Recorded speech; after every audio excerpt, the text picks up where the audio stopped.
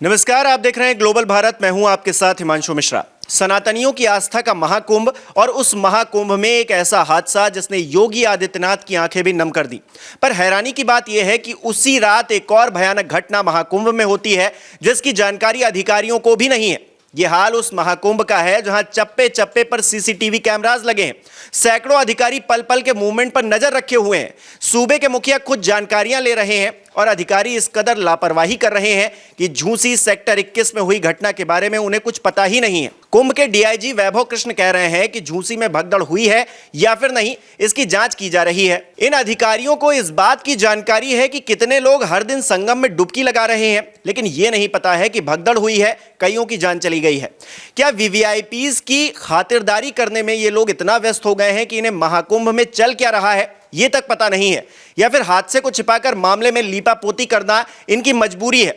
वजह कुछ भी हो, लेकिन जिन लोगों ने झूसी की भगदड़ में अपनों को खो दिया है, क्या ये अधिकारी उन पीड़ितों की आंखों में आंखें डालकर ये कह सकते हैं कि उनकी सुरक्षा की जिम्मेदारी उनके कंधों पर थी, जिसे ना तो वो निभा पाए? और संवेदनहीनता की हद तो तब है जब इन्हें घटना की जानकारी तक नहीं है। यहां सवाल यह नहीं है कि अव्यवस्थाओं ने दर्जनों लोगों की जान ले ली, बल्कि यह है कि आधिकारिक तौर पर सच सामने क्यों नहीं आ रहा। मीडिया रिपोर्ट जो दावा कर रही हैं उस पर अधिकारियों को जवाब देते क्यों नहीं बन रहा है। यह दिखाता है कि दाल में कुछ तो काला जरूर है। क्यों नहीं डीआईजी वैभव कृष्ण समेत उन अधिकारियों पर गाज गिरनी चाहिए जो न सिर्फ अपनी जिम्मेदारी निभा नहीं पाए, बल्कि उन्हें कुछ पता भी नहीं है। इस बार महाकुंभ का बजट 5,000 करोड़ रुपए से भी ज्यादा रखा गया ताकि किसी को कोई भी असुविधा ना हो, अव्यवस्था ना फैले। दूसरी बात यह है कि 10 करोड़ श्रद्धालुओं के पहुंचने की जानकारी पहले से होने के बावजूद भी अगर दो जगह पर हादसा होता है तो जिम्मेदार कौन है? अखिलेश यादव नैतिक आधार पर सीएम योगी आदित्यनाथ से इस्तीफे की मांग कर रहे हैं, लेकिन इस्तीफा तो उन अधिकारियों से लेना चाहिए जो श्रद्धालुओं की मौत पर संवेदनहीनता की हद पार कर रहे हैं। उन्हें कुछ पता ही नहीं है। टेक्नोलॉजी के इस दौर में जहां संगम में अंडर वाटर ड्रोन इस्तेमाल किए जा रहे हैं, एआई कैमरे यूज किए जा रहे हैं, हेलीकॉप्टर से निगरानी रखी जा रही है, वहां एक भगदड़ की जानकारी ही अधिकारियों के पास नहीं है। और इन अधिकारियों के हवाले है करोड़ों सनातनियों की जिंदगी। मीडिया रिपोर्ट्स में भगदड़ की एक और यानी कि तीसरी घटना भी मौनी अमावस्या के दिन की ही बताई जा रही है। यह घटना दोपहर को फाफामऊ इलाके में बनाए गए पांटून ब्रिज पर हुई है, जिसकी वजह से पुल पर लगाई जो लकड़ियां लगी हुई थी वो टूट गईं। भारी भीड़ के चलते पांटून पुल को भी नुकसान हुआ। हादसे के वक्त पुल श्रद्धालुओं की भीड़ से खचाखच भरा हुआ था, जिसके बाद भगदड़ जैसे हालात बन गए। तमाम श्रद्धालु एक दूसरे के ऊपर गिरने लगे। इस हादसे में भी दर्जनों लोग घायल हुए हैं, ये दावा किया जा रहा है। इससे जुड़े कई वीडियोस भी सोशल मीडिया पर सामने आए हैं। यह घटना भी आधिकारिक तौर पर अभी तक रिपोर्ट नहीं की गई है। कहा जाता है कि होइए वहीं जो राम रचि राखा। फिर इन अधिकारियों की जरूरत क्या है जब व्यवस्थाएं ही राम भरोसे हैं? कुंभ में मॉनिटरिंग के लिए जो प्रोसीजर है उसको जब आप समझेंगे तो लापरवाही का और बड़ा नमूना आपके सामने आएगा। यह जानने के लिए कि कुंभ में कितने लोग आए, 3 तरह की व्यवस्थाएं की गई हैं। पहला, कुंभ में कितने लोग आ रहे हैं और उनमें से नए चेहरे कितने हैं, एक व्यवस्था उसके लिए है। दूसरा, कुंभ मेला क्षेत्र में जितने लोग चल रहे हैं वो लोग कितने हैं, उसके लिए अलग व्यवस्था। और तीसरा, संगम में स्नान करने जो लोग जा रहे हैं इसके लिए उनकी गिनती करने के लिए एक अलग व्यवस्था है। यानी कि श्रद्धालुओं के हर एक मूवमेंट पर हर समय नजर रखी जा रही है। संगम नोज के अलावा झूसी में जहां दूसरी घटना हुई वहां भी कैमरे मौजूद रहे होंगे, तमाम तरह की व्यवस्थाएं रही होंगी। फिर कैसे हो सकता है कि अधिकारियों को वहां एक घटना हो गई और उसके बारे में कोई जानकारी नहीं? और अगर थी तो क्यों कोई एक्शन नहीं लिया गया? क्या मुंह छिपाने के लिए यह बात कह दी जा रही है कि घटना की जानकारी ही नहीं है? पर जवाबदेही तो किसी ना किसी की तो बनती है। कौन है जिसे झूसी हादसे का गुनहगार माना जाए? झूसी में कितने लोग मरे या घायल हुए उसकी जानकारी अब तक सामने नहीं आ पाई है।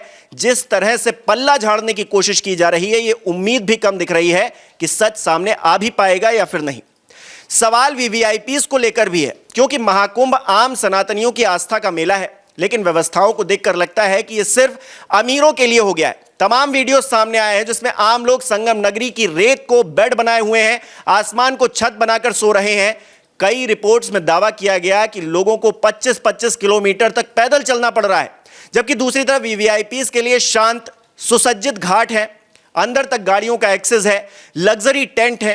यानी कि आस्था पर भी पैसों का रेला लगा हुआ है। सोचिए, एक ऐसा संगम जो व्याख्या कर रहा है गरीबी और अमीरी की विपरीत धाराओं का, क्या आस्था को भी इस तरह से विभाजित किया जा सकता है? राजनीति में अक्सर नेताओं को हम वीवीआईपी कल्चर खत्म करने की बातें कहते सुनते हैं, लेकिन अब आस्था के संगम में ही विशेष का बोलचाला हो चला है, तो आगे क्या ही बोला जाए। अधिकारियों की भी क्या ही गलती गिनाई जाए। साहब की सेवा में कोई कमी हुई तो नौकरी पर बनाएगी, आम लोग ज्यादा से ज्यादा चीखेंगे, चिल्लाएंगे, गालियां देंगे, फिर थकार कर शांत हो जाएंगे। यही तो व्यवस्था है। हम इस मंच से किसी को बदनाम नहीं करना चाहते, हम सिर्फ जिम्मेदारों की जिम्मेदारियां तय करने की बातें कर रहे हैं। हादसे में जिन श्रद्धालुओं की मृत्यु हुई है, जो लोग घायल हुए हैं, जो अपनों से बिछड़ गए हैं, दर बदर भटक रहे हैं, ये परिस्थिति नहीं होनी चाहिए थी। ये अपमान है उन करोड़ों लोगों का जो आस्था के नाम पर पैदल चलकर भी संगम में डुबकी लगाने आ रहे हैं या फिर आ चुके हैं। हम इस बात से बहुत अच्छी तरह से वाकिफ हैं कि करोड़ों की भीड़ को मैनेज करना आसान काम नहीं है, पर यह भी सच है कि मौनी अमावस्या पर कितने लोग आ सकते हैं, इस बात की जानकारी हर एक अधिकारी के पास थी और पहले से थी। ऐसे में दर्जनों लोगों का मारा जाना मिसमैनेजमेंट नहीं कहा जाएगा तो क्या कहा जाएगा? सोशल मीडिया इन्फ्लुएंसर हैं तान्या मित्तल। कुछ दिनों पहले अरेल घाट पर इन्होंने एक वीडियो शूट किया था। उस वीडियो में तान्या दिखाती हैं और बताती हैं कि दूर दूर तक कोई भीड़ नहीं है, कितना शांत माहौल है। वीडियो में वो प्रशासन और मैनेजमेंट की तारीफ भी करती हैं, यानी सब कुछ चंगा सी। अब उन्हीं तान्या मित्तल का एक वीडियो सोशल मीडिया पर वायरल हो रहा है, जिसमें वो एक चैनल के रिपोर्टर से बात करते हुए खूब बिलक बिलक कर रोती हैं। वो बताती हैं कि मौनी अमावस्या के तड़के सुबह न केवल संगम नोज बल्कि झूसी इलाके में भी एक भगदड़ हुई थी, जिसमें कई लोग फंसे थे। वो हादसे वाली जगह से थोड़ी दूर पर मौजूद थी। इस बीच उन्होंने कुछ लोगों के चीखने की आवाजें सुनी। इसके बाद सिक्योरिटी के साथ तान्या और उनकी टीम मेंबर्स वहां पहुंचे। वहां इतनी ज्यादा भीड़ थी कि उनका दम घुटने लगा था। उनके सामने ही एक दो महिलाओं ने दम तोड़ दिया, दम घुट गया उन लोगों का। वो भीड़ में इतनी बुरी तरह से फंस गई थी कि उनके सिक्योरिटी के एक मेंबर ने उन्हें जैसे तैसे हल्दीराम की शॉप के अंदर किया। वहां स्टोर के अंदर कुछ लाशें पड़ी हुई थी, जिनके ऊपर से लोग चढ़कर आगे जा रहे थे। इतने बड़े हादसे को कंट्रोल कर पाना मुश्किल था। वहां पर ना तो मीडिया थी, ना प्रशासन था, ना ही कोई एम्बुलेंस थी। मैं लोगों को मरते हुए देख रही थी। ये शब्द तान्या के हैं। ये सारी बातें उन्होंने कही हैं, ऑन कैमरा कही हैं, रोते बिलकते हुए कही हैं। ऐसे हालातों को वो शब्दों में बयां करती हैं जिसे सुनकर किसी का भी दिल दहल जाए, सहम जाए। कुंभ हादसे से जुड़ी हुई इतनी दर्दनाक कहानियां हैं जिसे बताना मुश्किल है। सोशल मीडिया पर वीडियोस पटे पड़े हैं जिसमें बेबसी की इंतहा हो रही है, फिर भी आस्था की डुबकी लगाने लोग लगातार कुंभ पहुंच रहे हैं। हादसा जब हुआ उसके बाद प्रशासन भी डबल अलर्ट हो गया है। वसंत पंचमी को होने वाले स्नान को लेकर कमर कस ली गई है। प्रयागराज के लिए अतिरिक्त तैनाती भी की गई है, जिसके तहत 4 एसपी दीपेंद्र नाथ चौधरी, लक्ष्मी निवास मिश्र, राजधारी चौरसिया, श्रवण कुमार सिंह और 3 एएसपी विकास चंद्र त्रिपाठी, ओम प्रकाश सिंह, प्रवीण कुमार यादव को महाकुंभ भेज दिया गया है। इससे पहले 5 बड़े अफसरों को प्रयागराज भेजा गया था, जिसमें आशीष गोयल और भानु चंद्र गोस्वामी हैं। दोनों ही 2019 के कुंभ के दौरान सेवाएं दे चुके हैं। महाकुंभ के अगले 2 स्नान पर्व की कमान इनके हाथ में रहेगी। आशीष गोयल 2019 के कुंभ में मंडलायुक्त थे, जबकि भानु चंद्र गोस्वामी ने प्रयागराज विकास प्राधिकरण के उपाध्यक्ष वो रहे थे। ये बाद में प्रयागराज के डीएम भी बने। ये दोनों अफसर 12 फरवरी तक प्रयागराज में रहेंगे, व्यवस्थाएं देखेंगे। ऐसे में हम उम्मीद कर रहे हैं कि आगे कोई अशुभ समाचार महाकुंभ से सामने नहीं आएगा। सामने आएगा तो वो सच जिसके लिए न्यायिक आयोग की टीम प्रयागराज पहुंच चुकी है। रिटायर्ड जज हर्ष कुमार के नेतृत्व वाली 3 सदस्यीय टीम को 1 महीने के अंदर अपनी रिपोर्ट सरकार को सौंपनी है, सीएम योगी आदित्यनाथ को देनी है। उससे पहले राज्य सरकार के मुख्य सचिव और उत्तर प्रदेश पुलिस के महानिदेशक प्रशांत कुमार ने अपनी रिपोर्ट सीएम योगी आदित्यनाथ को सौंप दी है। हादसे के बाद 30 जनवरी को दोनों अधिकारियों ने घटनास्थल का दौरा किया था, जिसके बाद ये रिपोर्ट बनाई थी और अब सीएम योगी आदित्यनाथ की टेबल पर ये पहुंच चुकी है। और आपने देखा होगा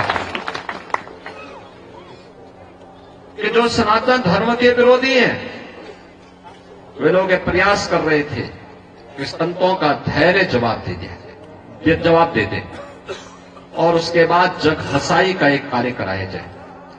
लेकिन मैं अभिनंदन करूंगा इन सभी पूज्य संतों का, जिन्होंने उन स्थितियों में पूरे महाकुंभ के आयोजन को अपना आयोजन मान करके पूरे धैर्य के साथ परिस्थितियों का सामना करते हुए पुण्यात्माओं के प्रति विनम्र श्रद्धांजलि भी की। अब बात करते हैं संभल की, जहां पाकिस्तानी मौलवी से वीडियो चैट पर विवादित सवाल पूछने वाला युवक पुलिस ने पकड़ लिया है। एएसपी शीर्ष चंद्र ने बताया है कि आकिल को पुलिस ने गिरफ्तार कर लिया है। उसके पास से एक मोबाइल फोन भी बरामद किया गया है।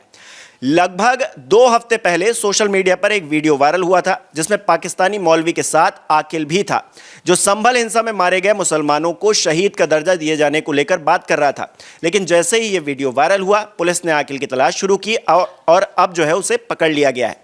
पुलिस उससे पूछताछ कर रही है और जानने की कोशिश कर रही है कि संभल वाले आकिल का पाकिस्तानी मौलवी से क्या कनेक्शन है। इसके अलावा हिंसा से जुड़े 73 आरोपियों को गिरफ्तार कर ही लिया गया है।